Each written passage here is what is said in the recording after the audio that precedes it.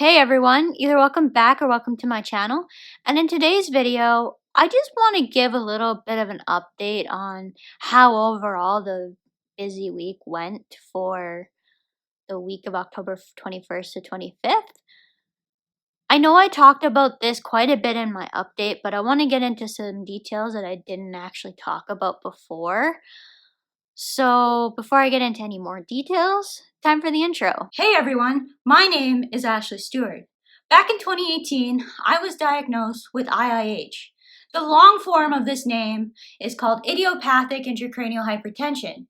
Some of you may also know this condition by its older names, either pseudotumor cerebri or benign intracranial hypertension.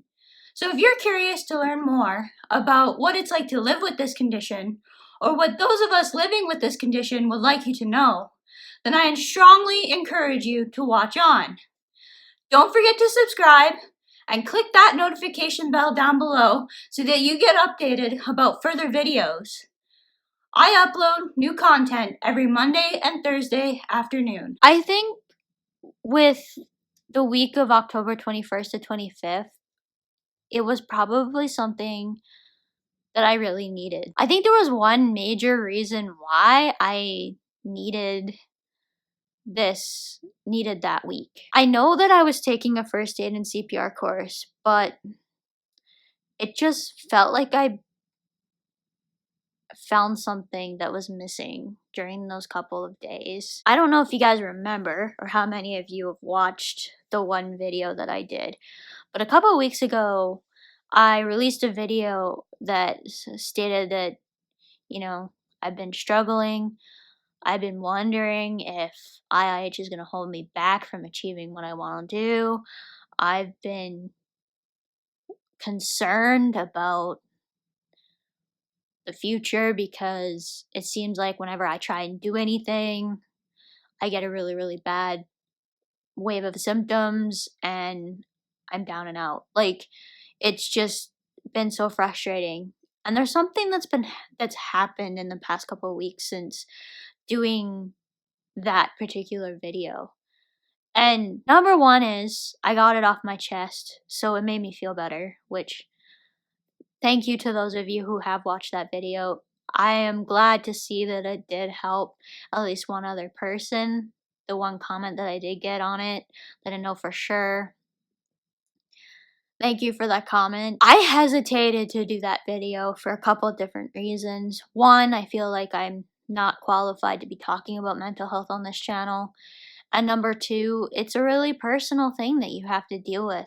But as much as I try and educate what living with IIH is like, I think that we do need to have mental health discussions on here because IIH affects our brain, and when you start affecting the brain, weird things start to happen.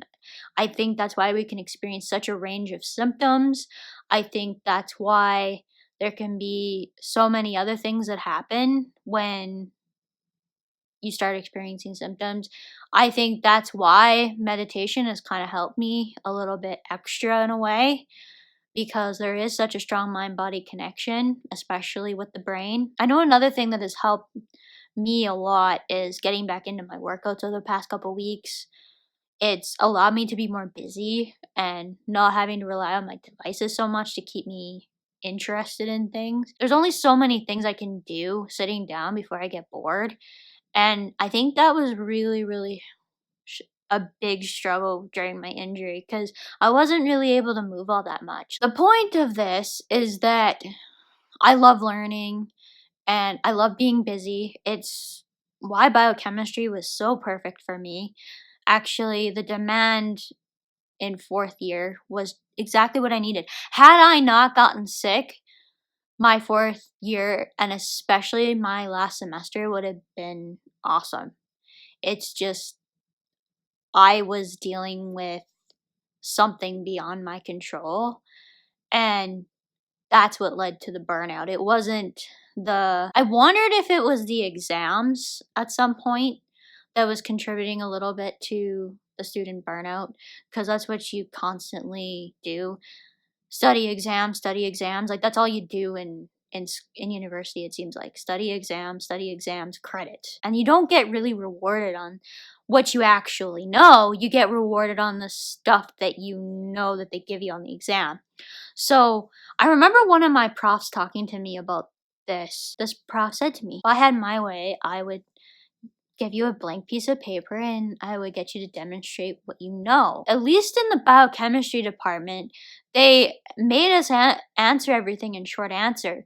So we kind of did have to demonstrate that we knew something like beyond just the surface. Like it wasn't like a multiple choice exam.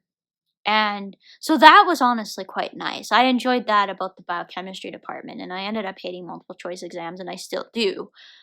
Well, at least in those higher levels, because honestly, there's way more than 4 options. I think the one third-year physiology course that I had a multiple choice exam in had A to H for options, and they would give 3 or 4 options, and then they combine all of them, and then they say all of the above, none of the above. Like, it was just ridiculous. It was so nice again to kind of have a little bit of what I had during school without that feeling of, oh my goodness, this is exhausting. And I gotta admit, being in school from about, well, being out of the house from about 8:15 until, well, 4 o'clock was exhausting. It reminded me of what being in school all day was, and it was just very strange to me because when I was in university, I would have 3 hours in the actual classroom, and then the rest of the time was to me to do assignments, homework. I didn't have to stay on campus if I didn't want to. So it was very different going back and doing a class like that where you're constantly in a classroom, actually physically learning from a teacher for that many hours. It was very different and was like, ooh, this is like high school again. Was very different. As for with IIH and being busy, the only issue is your battery doesn't really recharge fully every single day. I would need at least probably a day to recover from commitments like that with a chronic illness. It's something that does concern me, but I think it's just something I'm gonna have to learn how to live with, to be quite honest. And I really won't. The reason why I've waited an extra year to go on basically is because I want to have a really good handle on my IIH and give it my best shot basically. So what this means is I want to have a really, really good handle on what can possibly trigger symptoms so that I can possibly avoid it. Because like I said in some previous videos, prevention is the best option.